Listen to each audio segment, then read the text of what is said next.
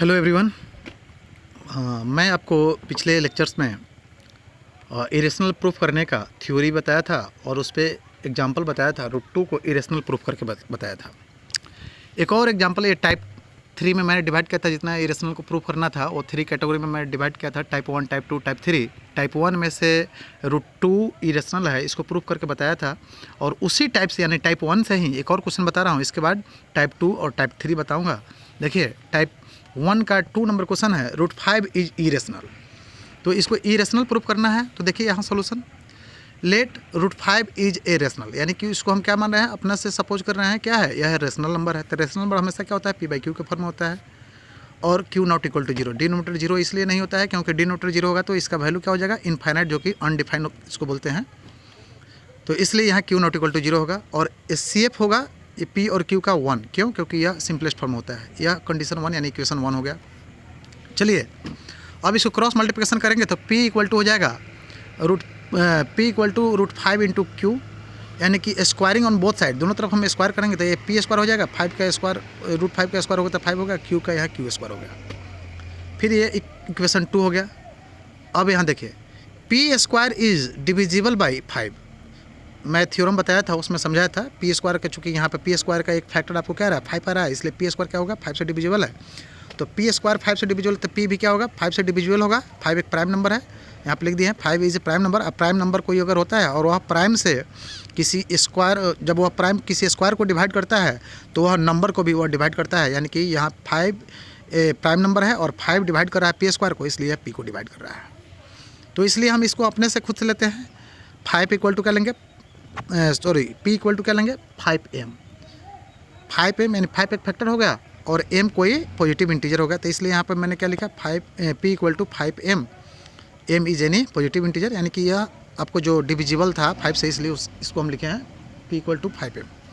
अब आगे देखिए यहाँ इक्वेशन 2 एंड 3, इक्वेशन 2 और 3 ये दोनों को कंबाइन करें, यानी p का जो वैल्यू है यहाँ पे, ये p का जो वैल्यू 5m है, यह वैल्यू हम p की जगह पर रखेंगे इस इक्वेशन 2 में।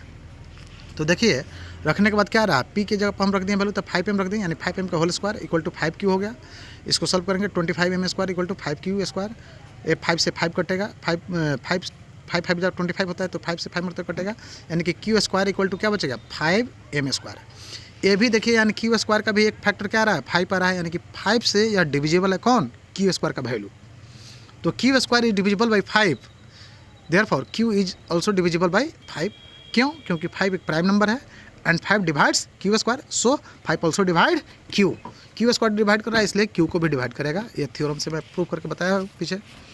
तो ये अब यहाँ पे चूँकि 5 से डिविजिबल है इसलिए q इक्वल टू क्या लिख सकते हैं, 5 इंटू n। n क्या है, एनी पॉजिटिव इंटीजर, और 5 एक मल्टीपल हो गया तो q इक्वल टू यानी कि 5n यानी 5 का डिविजिबल हो गया। यह इक्वेशन 5 हो गया। अब इक्वेशन 3 और 5, इक्वेशन 3 और 5 यानी 3 में क्या था आपको देखिए यहाँ पे p इक्वल टू 5m था और यहाँ पे 5 में है q इक्वल टू 5n।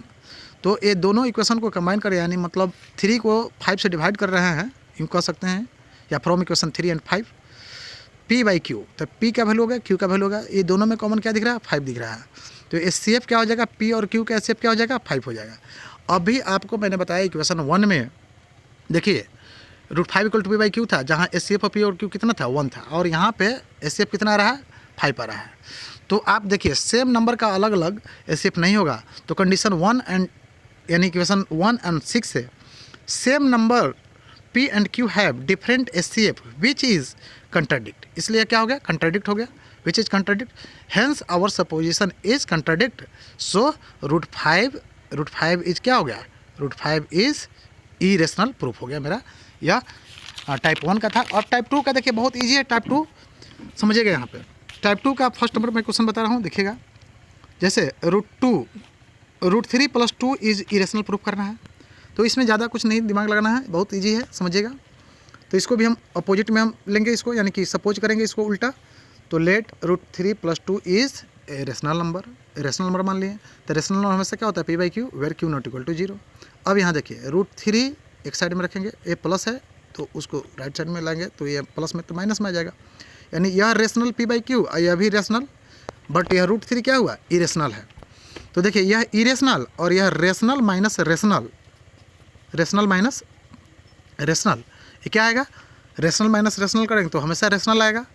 और यहाँ पे क्या है, इरेशनल, तो इरेशनल और रेशनल कभी इक्वल नहीं हो सकता है, तो इसलिए लिख दिए हैं विच इज कंट्राडिक्ट, यानी यह क्या हुआ, कंट्राडिक्ट हो रहा है, यानी विरोध कर रहा है एक दूसरे का, यह गलत हो रहा है, यानी कि इरेशनल और रेशनल कभी इक्वल नहीं हो सकता है।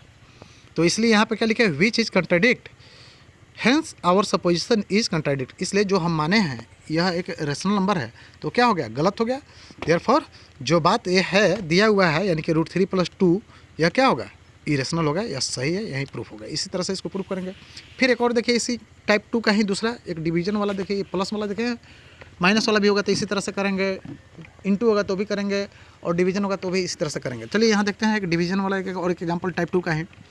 5/√3 इज इरेशनल, तो देखिए लेट 5/√3 इज रेशनल नंबर, उल्टा मान लिए सपोज किया आपने से। अब यहाँ देखिए 5/√3 = चूँकि रेशनल है तो p/q के फॉर्म हो गया, इरेशनल नंबर हो गया, q ≠ 0। अब डिनोमिनेटर में इरेशनल नहीं होता है, तो इसके लिए हम लोग क्या करते हैं, रेशनलाइज करते हैं। डिनोमिनेटर को रेशनलाइज कर दिए तो ऊपर में हो गया 5√3 और नीचे हो गया 3, चूँकि √3 के बदले एक 3 ऊपर में रह गया, जो कहते हो गया। अब इसको क्रॉस मल्टीप्लिकेशन करेंगे तो 3 डिवाइड में तो उधर चल जाएगा, मल्टीप्लाई में तो 3 × p/q हो गया, इधर 5√3 हो गया। फिर 5 मल्टीप्लाई में 5 डिवाइड में उधर जाएगा, सॉरी यहाँ पे 3 लिखना चाहिए, 3/5 हो गया। तो आप क्या देखें, यह √3 = 3/5 और इंटू p/q, यह भी रेशनल और ये भी रेशनल, यानी दोनों रेशनल है। तो रेशनल को रेशनल से मल्टीप्लाई करते हैं तो ऑलवेज रेशनल होता है, इसलिए हमने क्या लिख दिया, रेशनल। और यहाँ पे √3 क्या है, इरेशनल। सेम यह भी उसी तरह से है, which is contradict, so our supposition is contradict, hence therefore क्या हो गया, 5/√3 इज इरेशनल। ये भी प्रूफ हो गया आपको। यह 2 क्वेश्चन हो गया टाइप 2 से। अब टाइप 3 का मैं ये क्वेश्चन बता रहा हूँ, इसको समझेंगे आप लोग। √3 + √2 इज इरेशनल, इसको प्रूफ करना है। तो देखिए इसमें थोड़ा सा डिफरेंट है टाइप 2 से, बाकी सब टाइप 2 के जैसा ही लगभग है। तो देखिए इसमें इसको हम सेम उसी तरह से इसको अपोजिट में लेंगे, यानी कि लेट √3 + 2 इज क्या है, यह एक रेशनल नंबर है। तो रेशनल नंबर है तो p/q के फॉर्म होगा, तो p/q लिख दिए यहाँ q ≠ 0। अब स्क्वायरिंग ऑन बोथ साइड, दोनों तरफ स्क्वायर करेंगे, तो स्क्वायर करेंगे a + b का होल स्क्वायर हो जाएगा, यहाँ p² / q² हो जाएगा। तो a² + b² + 2ab हो गया, इधर p² / q² हो गया। इसका स्क्वायर करेंगे 3 आएगा, a स्क्वायर करेंगे यह 2 होगा, और यह 2 का 2 हो गया, और √3 × 2 ये दोनों को मल्टीप्लाई करेंगे रूट के अंदर तो इस √6 हो जाएगा, यहाँ p/q² हो गया। अब यहाँ देखिए p² / q² के बाद में यहाँ पे देखिए अब अगले स्टेप में 2 × √6, ये इसको इधर रखेंगे, ये प्लस में है तो ये सब प्लस में है, तो उधर जाएगा तो क्या हो जाएगा, माइनस हो जाएगा। तो 3 + 2 प्लस में है 5, तो इधर आएगा तो माइनस हो गया, यानी यह भी रेशनल और ये भी रेशनल। तो रेशनल माइनस रेशनल रेशनल ही होगा आगे। फिर देखिए पहले, अब यहाँ 2 × में रेशनल है, इरेशनल है, तो 2 को यहाँ मल्टीप्लाई में तो इधर आएगा तो डिवाइड हो जाएगा, तो इसलिए 1/2 कर दिए, इसको ब्रैकेट में रख दिए, यानी यह भी रेशनल, यह भी रेशनल और यह भी रेशनल। तो रेशनल को मल्टीप्लाई करें तो ऑलवेज रेशनल आएगा। तो यहाँ पे क्या लिख दिए, यहाँ रेशनल, जबकि √6 क्या है, इरेशनल है। तो इरेशनल और रेशनल कभी इक्वल नहीं होगा, विच इज कंट्राडिक्ट, इसलिए क्या हो जाएगा, कंट्राडिक्ट हो जाएगा। So our supposition is contradict, hence therefore √3 + √2 is क्या होगा, इरेशनल होगा। इस तरह से आप लोग क्वेश्चन सॉल्व करेंगे। अब रेशनल और इरेशनल से रिलेटेड जो भी क्वेश्चन होंगे आप लोग खुद से सॉल्व करेंगे। अब इसका आगे वाला मैं नेक्स्ट वाले लेक्चर में भेजूँगा। Thank you.